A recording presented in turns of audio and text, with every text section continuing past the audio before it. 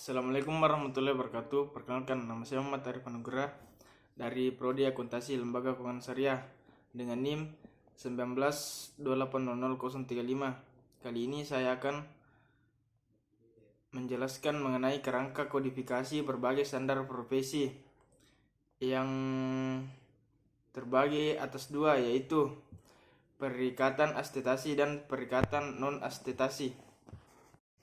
Baiklah, yang pertama saya akan menjelaskan mengenai perikatan astetasi.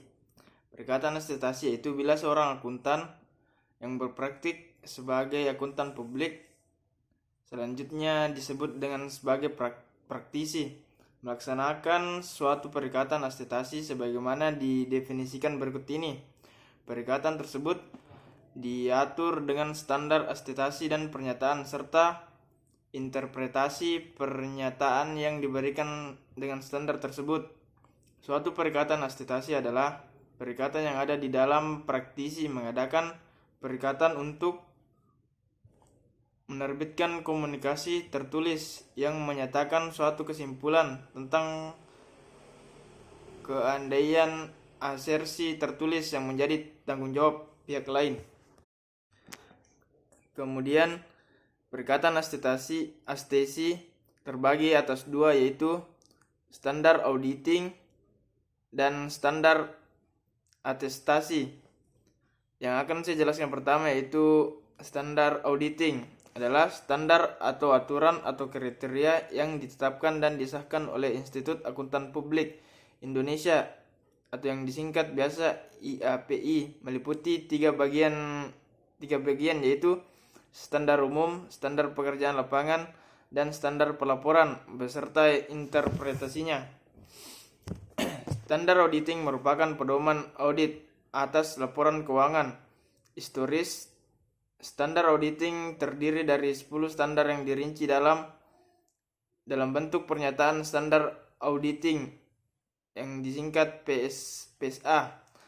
PSA memberikan penjelasan lebih lanjut masing-masing standar yang tercantum dalam standar auditing.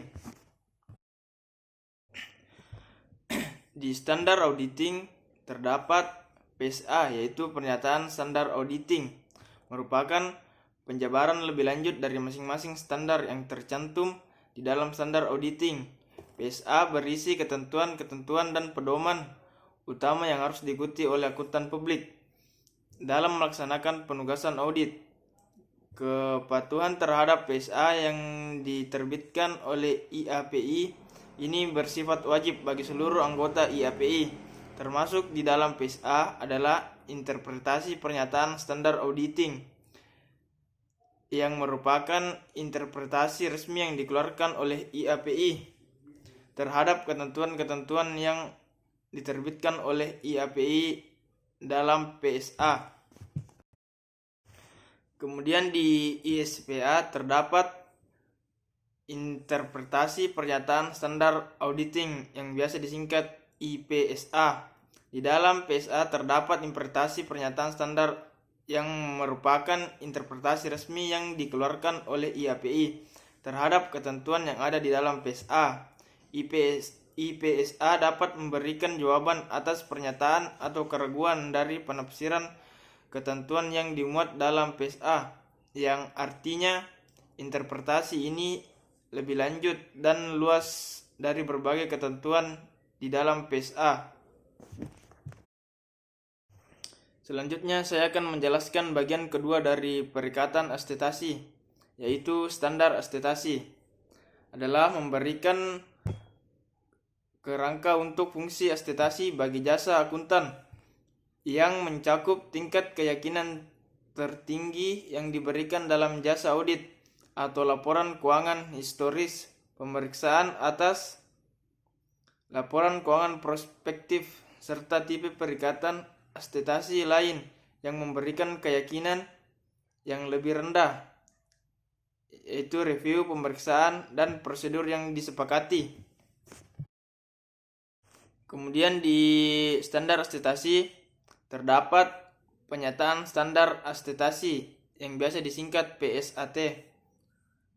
Standar astetasi terdiri dari 11 standar dan dirinci dalam bentuk pernyataan standar akreditasi (PSAT). PSAT merupakan penjabaran lebih lanjut masing-masing standar yang terdapat dalam standar akreditasi. Kemudian di pernyataan standar akreditasi terdapat interpretasi pernyataan standar akreditasi yang biasa disingkat IPSAT. Interpretasi pernyataan standar akreditasi yang merupakan interpretasi resmi yang dikeluarkan oleh Dewan terhadap ketentuan yang diterbitkan oleh Dewan PSAT, sehingga IPSAT mampu memberikan jawaban atas pertanyaan atau keraguan dalam penafsiran berbagai ketentuan yang ada pada PSAT. Berikutnya saya akan menjelaskan perikatan non-akreditasi. Jasa non-akreditasi adalah jasa yang diberikan oleh akuntan publik yang di dalamnya tidak memberikan suatu pendapat, tingkat keyakinan, ringkasan temuan, atau bentuk keyakinan asuransi lainnya.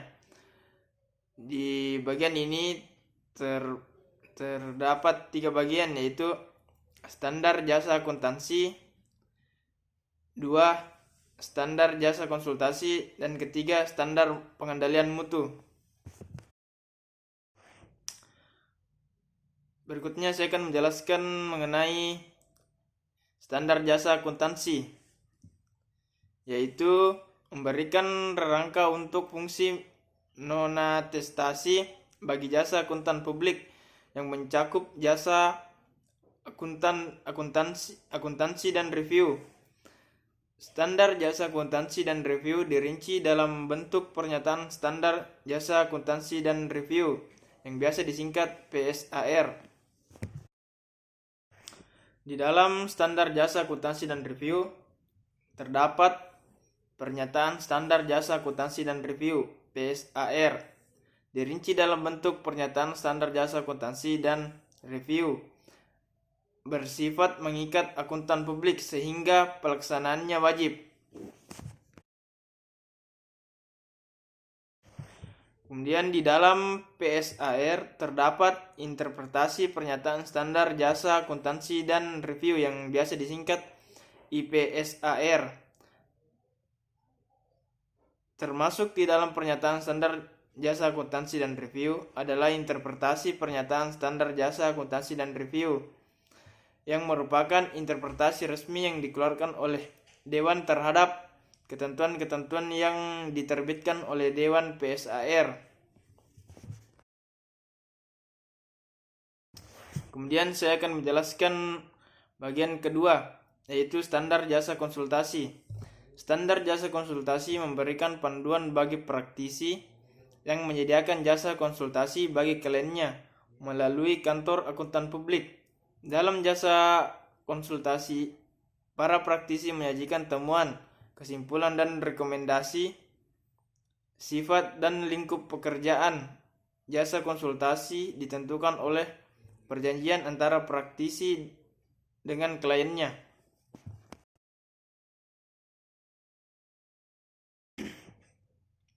Di bagian standar jasa konsultasi terdapat pernyataan standar jasa konsultasi yang biasa disingkat PSJK.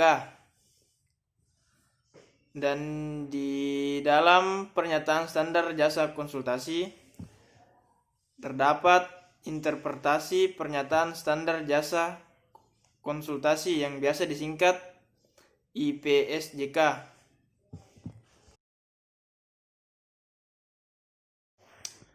Kemudian saya akan menjelaskan bagian ketiga, yaitu standar pengendalian mutu.